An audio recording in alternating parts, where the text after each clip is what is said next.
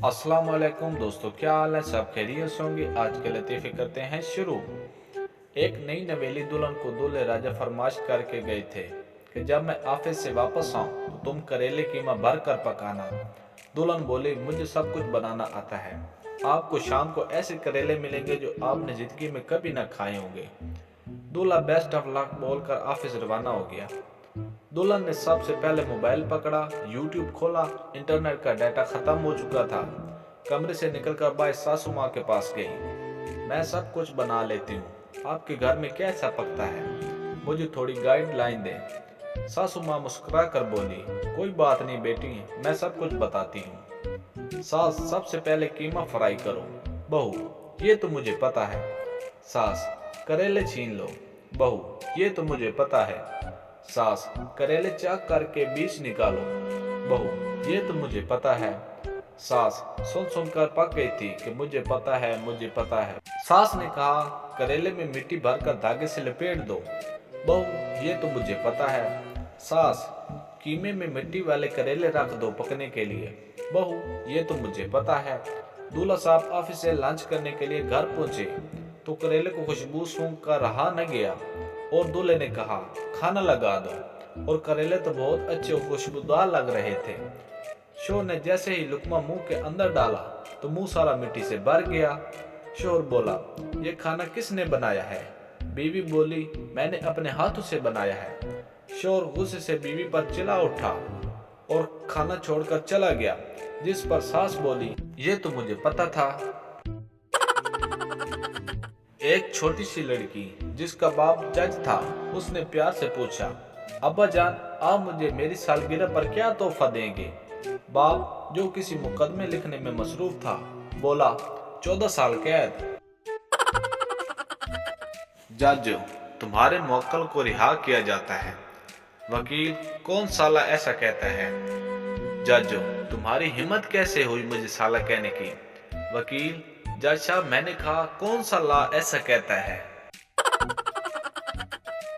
Doctor की बीवी का ऑपरेशन होने वाला था। ऑपरेशन करने वाला उसका शोहर खुद था। उनकी मदद करने में 2 नर्सें भी वहां मौजूद थीं। डॉक्टर ने बीवी को इंजेक्शन लगाकर बेहोश करने लगा, मगर बीवी को कुछ भी महसूस ना हुआ। डॉक्टर ने क्लोरोफॉर्म सुंघाकर बेहोश करना चाहा, लेकिन उसके बावजूद भी उसकी बीवी बेहोश ना हुई।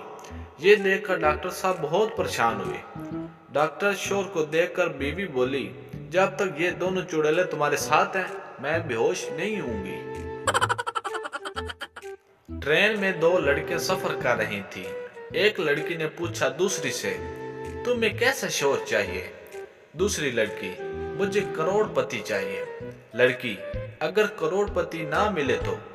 दूसरी बोली, तो फिर कोई 50 लाख वाला ही मिल जाए।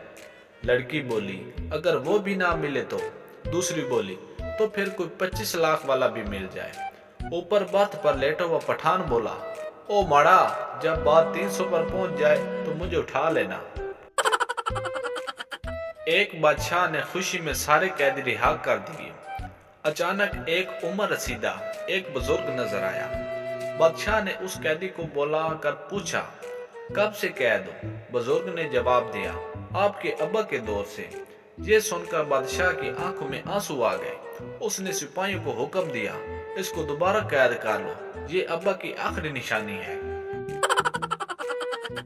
शादी के अगले दिन नई नवेली दुल्हन सोकर उठी, तभी सास की चीखती आवाज सुनाई दी कि जल्दी से सुबह उठ जाया करो, हम लोग 6 बजे चाय पी लेते हैं। तुम्हारी ये आदतें हमसे बर्दाश्त नहीं करेंगे। ये तुम्हारी माँ का घर नहीं है। बहू ने कोई जवाब न दिया और अपने कमरे में गई। एक डायरी, पेन और 2 बैग लेकर वापस आई और कहा, सासू माँ, ये वो लिस्ट है जो आपने शादी से पहले मेरे घर भेजी थी। कोई चीज कम नहीं है। बहू ने चीजों की लंबी लिस्ट पढ़कर सुनाई और कहा, ये रही रसीदें। आपने लड़की की कीमत लगाई, मेरे वैलिदैन ने वो अदा की। अब आप बताएं, मेरे बारे में आपने कोई डिमांड नहीं की कि लड़की कैसी होनी चाहिए। फिर उसने एक खूबसूरत बैग की जेब खोली। सब दिलचस्पी से देखने लगे। सास ने पूछा, इसमें क्या है? बहू ने जवाब दिया, ये मेरे अब्बू ने मुझे रिवॉल्वर दिया है और कहा, तुम यहाँ थी, मेरा फर्ज था तुम्हारी हिफाजत करना। اب تمہیں خود حفاظت کرنی ہوگی۔ ساس نے اپنی بے ترتیب سانسوں پہ قابو پایا اور جلدی سے کہا، بہو تم ابھی سو کر کمرے سے اٹھیو، میں چائے بنا کر لاتی ہوں۔